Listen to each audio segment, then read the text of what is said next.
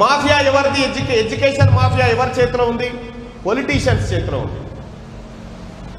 Politician చేతిలో ఉంది కాబట్టి ఇటువంటి ప్రభుత్వ విద్యను నాశనం చేసేటువంటి కార్యక్రమాన్ని ఇవాళ రాజకీయ పార్టీలు కానీ నాయకులు కానీ చేస్తూ ఉన్నారు.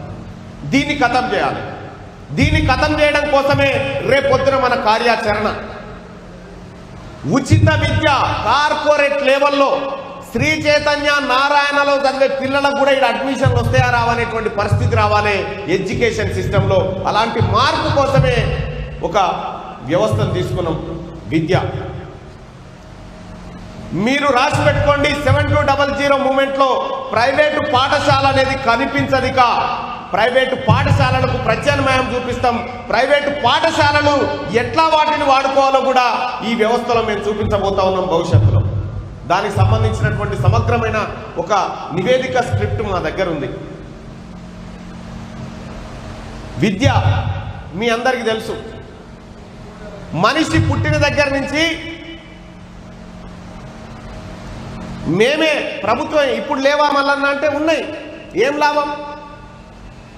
ఏ ప్రభుత్వ పాఠశాలకైనా ఈ రాష్ట్ర ప్రభుత్వం ఇచ్చిన నిధులెన్ని, ఈ నాయకులు వాళ్ళ భూములు బాగు చేసుకోవడానికి పెట్టిన నిధులెన్ని మీరు ఒక్కసారి ఆలోచన చేయండి. ఈ రాజకీయ నాయకులు చేస్తున్నటువంటి కరప్షన్లో 5% నిధులతోని మన జీవితాలు, మన తలరాతలన్నీ మార్చుకోవచ్చు. రాజకీయ నాయకులు చేస్తున్నటువంటి డ్రామా ఇదంతా. మల్లారెడ్డి యూనివర్సిటీ, అనురాగ్ యూనివర్సిటీ, మమతా కాలేజీలు, ఎవరు వీళ్ళంతా? ఎవరు వీళ్ళంతా? మన పిల్లలకు ఉచిత ప్రభుత్వ విద్య అందిస్తా అని చెప్పి ప్రైవేట్ కాలేజీలు పెట్టుకున్నటువంటి నాయకులు వీళ్ళంతా. చాలా ఉన్నాయి. భాష్యము, గీష్యము, వెలాసిటీ, చైతన్య, ఇటువంటి అన్నీ ఉన్నాయి. మరి ఈ దొంగల ముఠా నుంచి ప్రభుత్వం చేతికి తీసుకురావాలి విద్యని. ఈ దొంగల ముఠా చేతిలో విద్య బందీ అయి కూర్చుంది. వాళ్ళ ప్రయోజనాల కోసం ఇక్కడ చట్టాలు ఏర్పడతా ఉన్నాయి, వాళ్ళ ప్రయోజనాల కోసం జరుగుతూ ఉన్నాయి. ప్రభుత్వ పరంగా యూనివర్సిటీ ఏర్పడాల్సిన తెలంగాణ రాష్ట్రంలో ప్రైవేట్ యూనివర్సిటీలు రావడం అనేది ఎంత పాపమో మీరు ఒక్కసారి ఆలోచన చేయండి. ఈ యూనివర్సిటీల పేరు మీద వాళ్ళు చేసే దందా అంతా ఇంత కాదు.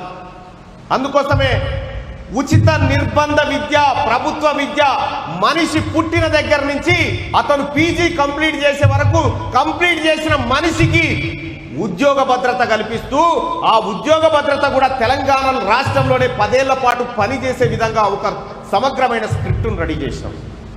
ఈ విధానం కావాలి. అప్పుడు ఏమైంది?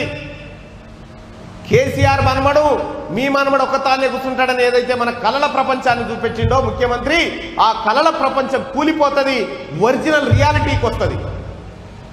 రియాలిటీ తీసుకురావడానికే మేము ప్రయత్నం చేస్తా ఉన్నాం.